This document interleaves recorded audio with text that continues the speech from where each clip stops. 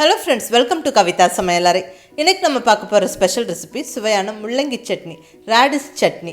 ஒரு அருமையான சட்னி ரெசிபிங்க இது.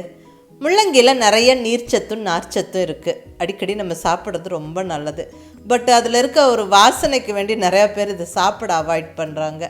பட் இந்த மாதிரி வதக்கி சட்னியெல்லாம் செய்யும்போது ரொம்பவுமே நல்லாயிருக்கும். அந்த வாசனையெல்லாம் சுத்தமாக இருக்காது. முள்ளங்கி பிடிக்காதுன்னு சொல்கிறவங்க கூட ரொம்ப விரும்பி சாப்பிடுவாங்க.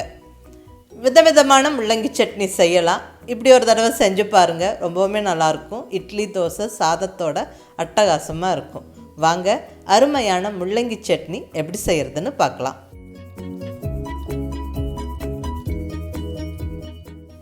இங்கே நல்லா ஒரு பெரிய சைஸ் முள்ளங்கி எடுத்துருக்கேங்க.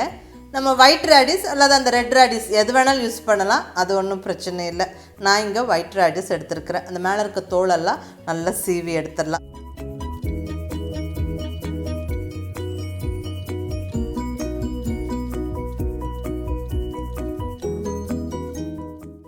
இப்போ மேலே தோலெல்லாம் நல்லா சீவன இந்த முள்ளங்கியை சின்ன சின்ன பீசஸாக கட் பண்ணிடலாம்.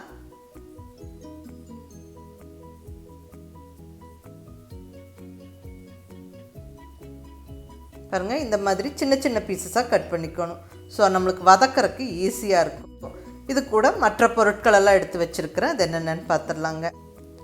நல்லா சன்னமாக சின்ன சின்ன பீசஸாக கட் பண்ணினா ஒரு முள்ளங்கிக்கு ஒரு பெரிய வெங்காயம் கொஞ்சம் ரஃபாக பெரிய பெரிய பீசஸாக கட் பண்ணி வச்சாச்சு. நல்ல ஒரு கொத்து ஃப்ரெஷ்ஷான கருவேப்பிலை, 2 பல்லு பூண்டு, ஒரு சின்ன துண்டு புளி, 2 தக்காளி. இங்கே நான் எடுத்துருக்கிறது பெங்களூர் தக்காளி. இதுவே நாட்டு தக்காளியாக இருந்தால் புளி அவாய்ட் பண்ணிக்கோங்க, நிறையா புளிப்பு வேண்டாம். 1 ஸ்பூன் கடலைப்பருப்பு, நல்ல ஒரு ஃபுல் டீஸ்பூன் கடலைப்பருப்பு, ஒரு ஃபுல் டீஸ்பூன் உளுந்தம்பருப்பு, மிளகாய். இங்கே 4 வரமிளகாய் எடுத்துருக்கிற காரமான வரமிளகாய். கூடவே கலருக்கு வேண்டி காஷ்மீரி சில்லி ஒரு 3 எடுத்துருக்கிறேன். ஸோ அது வேணுன்னா எடுத்துக்கோங்க, இல்லைன்னா ஸ்கிப் பண்ணிடலாம். தேங்காய் எண்ணெய் 1 டேபிள் ஸ்பூன்.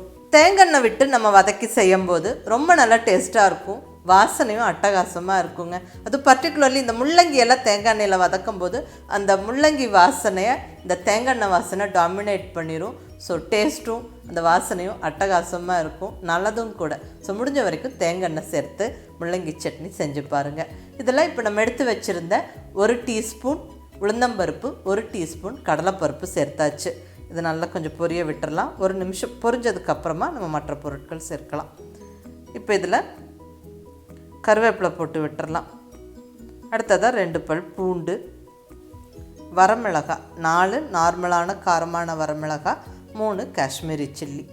முள்ளங்கி சட்னியில் காரம் கொஞ்சம் தூக்கலாக இருந்தால் ரொம்ப நல்லாயிருக்குங்க. பட் இருந்தாலும் நீங்கள் உங்கள் டேஸ்ட்டுக்கு தகுந்த மாதிரி நீங்கள் மிளகாய் ஆட் பண்ணிக்கோங்க. இப்போ ஒரு சின்ன பீஸ் புளி ஆட் பண்ணியாச்சு. நம்ம தக்காளியும் சேர்க்குறோம். ஸோ புளி ஒரு சின்ன பீஸ் போதும். இது நாட்டு தக்காளியாக இருந்தால் புளியை அவாய்ட் பண்ணிவிடுங்க. இப்போ நல்லா ரஃபாக கட் பண்ணினா 1 பெரிய வெங்காயம் சேர்த்தாச்சு. இது நல்லா வதக்கி விட்டுறலாம்.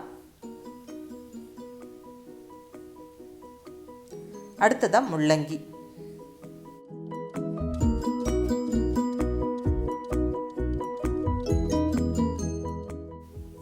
முள்ளங்கி வதக்கிறதுலையே நல்லா வெந்துடணுங்க.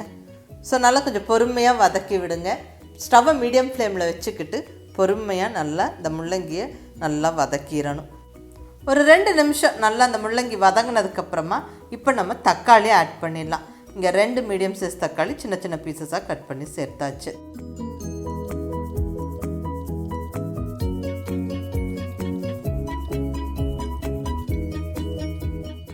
இந்த தக்காளி, வெங்காயம், முள்ளங்கி எல்லாம் ஃபாஸ்ட்டாக வதங்கி வர நம்ம உப்பு சேர்த்து விட்டுறலாம். ஸோ தேவையான அளவு உப்பு இப்போ சேர்த்தாச்சு.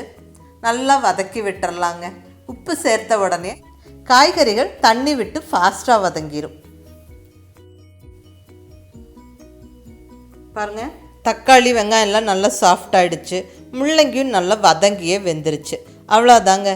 இனி ஸ்டவ் ஆஃப் பண்ணி நல்லா ஆற விட்டு மிக்ஸி ஜாரில் சேர்த்து விட்டு நல்லா ஃபைனாக சட்னி அரைச்சிட வேண்டியது தான்.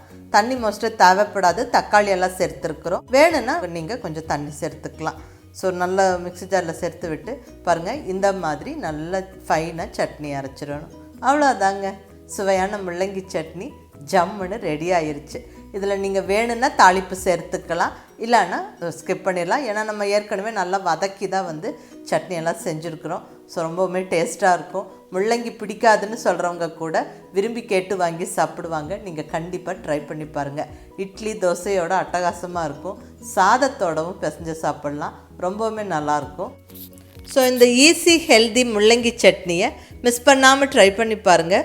ரொம்ப டேஸ்ட்டாக இருக்கும். ட்ரை பண்ணி பார்த்துட்டு எப்படி இருந்துச்சுன்னு உங்கள் ஃபீட்பேக் சொல்லுங்கள். பிடிச்சிருந்தால் லைக் பண்ணி ஷேர் பண்ணி கமெண்ட் பண்ணுங்கள். கவிதா சமையலறை சப்ஸ்கிரைப் பண்ணி என்னுடைய மற்ற ரெசிபிஸும் வீடியோஸும் பாருங்கள். தேங்க்யூ.